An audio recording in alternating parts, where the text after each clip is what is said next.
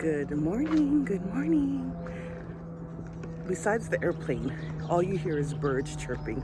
I am taking a walk to the boulangerie real quick because it is a holiday here. And besides the airplane, all you hear is chirping. Um, it seems like the whole area, all of Paris metro area, is completely quiet. Um, when it's a holiday here, everything shuts down. So I'm hoping the boulangerie is still open and I'm gonna get a banana. My fiance is not a morning person, so I'm just gonna it's kind of hard to figure out what to eat in France for breakfast. You know, I could have whipped up a nice pancake, but I don't think there's pancake mix. Maybe there's frozen waffles, but I don't have a toaster. So the good thing is that he's a sleeper. When he's asleep, he's not a morning person, so don't bother him, right? So it's good for me because I was just gonna have a cup of coffee on the balcony, but then I was like, oh, let me be a good host and at least prepare something. If he doesn't eat it, that's his business, but I should, still do that. So I'm taking a walk, and it's a nice day. Yesterday I was having a conversation with my fiance, right?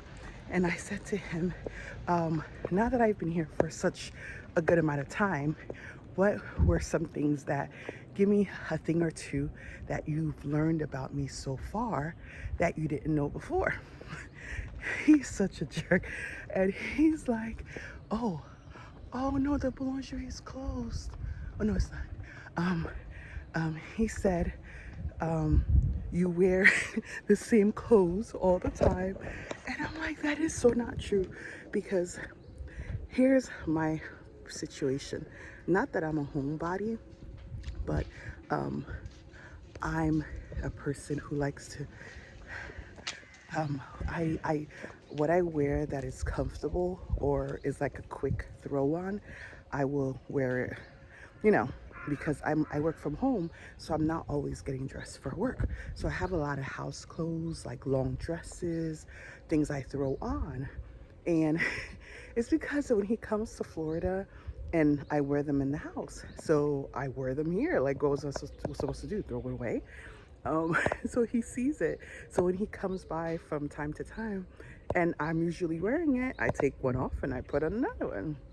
So, and then there's this cover, like a sweater that I have as well. My cousin knows it pretty well because she bought it for me. It was like a suit, loungewear suit, set, and it has like a jacket with it. So to me, it's like a sweater. And the only thing I came with was that and this little light coat that I bought here at Primark. So when he comes and he was ringing the doorbell to my apartment, he's like, oh, that again. I'm like, sir, I only came with two things, okay? So relax, okay? Like, it's not that serious. Plus the weather here is, it's a little like cold one day or warm, or, you never really know. And I was like, do you want me to come down here in like a nightgown or something that's very, and let everybody see me walking around here? Like, which one do you want? Pick a struggle. So he says that that's one thing he learned about me that he didn't think or know before since I got here. I told him that I see that he's not a morning person.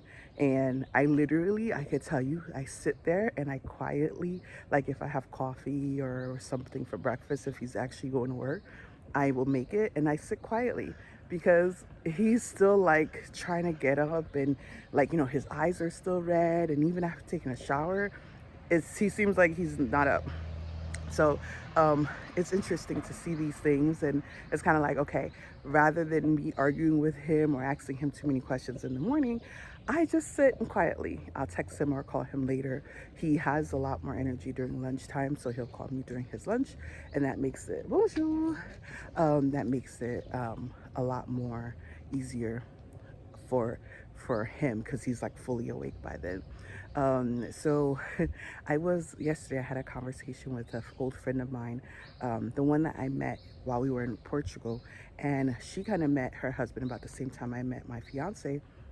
her now current husband, about the same time I met my fiance.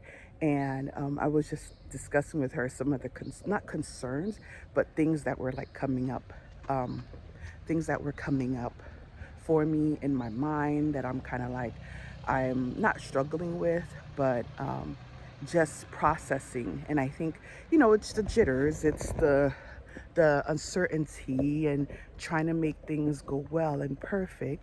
Yeah, it's all of that that's coming, up for me, anyways. And yeah, and I was telling her, like, when I was sitting in line through the consulate's office, the reality of all the paperwork was coming, and I'm like, this is just the paperwork. Forget the actual wedding, forget the actual marriage. And it's like, okay, take your time, relax. Everything's gonna work out the way they need to.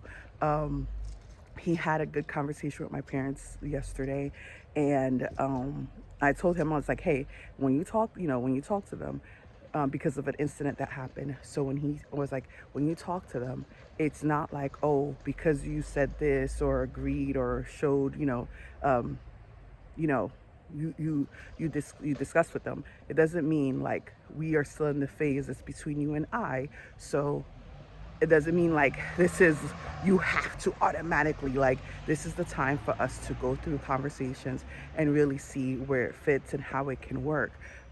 Because I just hear people saying, the marriage is not all that, and you're not losing anything.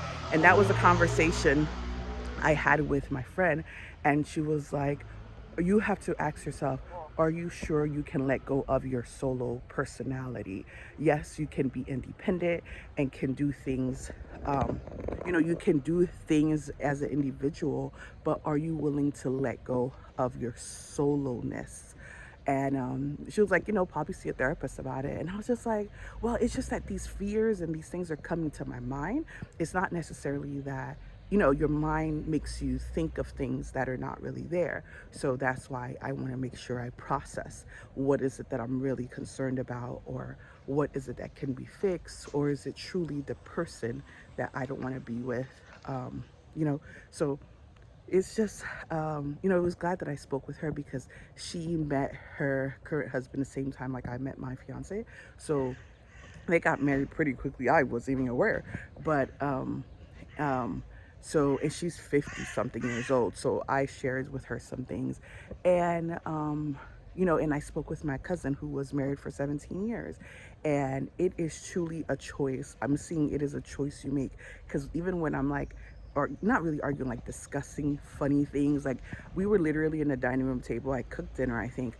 And no, I think he brought dinner. And then we were in the dining room table, and I was laughing. Like, it was such a hard laugh, because I was describing to him a solo night staycation for me. And then he was like, okay, well, tell me the version when I'm in there. And I'm like, okay. And it was like, I started busting out laughing, because I was trying to make it as just as fun, but I couldn't I couldn't make it as fun and like a great experience, because the whole thing was like, what he could do for me while we're on the vacation, or what we had to do for each other, compared to just being and just going and having my own experience. And that's why I had that conversation with my friend, because I was like, oh my God, this soloness and this idea to just kind of do things for me and only me, and not having to worry about somebody else. And she was like, yeah, yes, that is something you give up, you have to give up, but you also have to process a whole lot more. So she gives me 2 weeks to come back to her with not really solutions, but what's my next thought, or how am I going to cope with this? So anyway, let me get back to my not wife duties, because I'm not a wife yet, but my semi-engaged woman duties of making sure this man doesn't eat, because it is his holiday. So I'll make sure he gets something, and then because I'm gonna be away this weekend. And yeah, all right, well, have a great day, guys.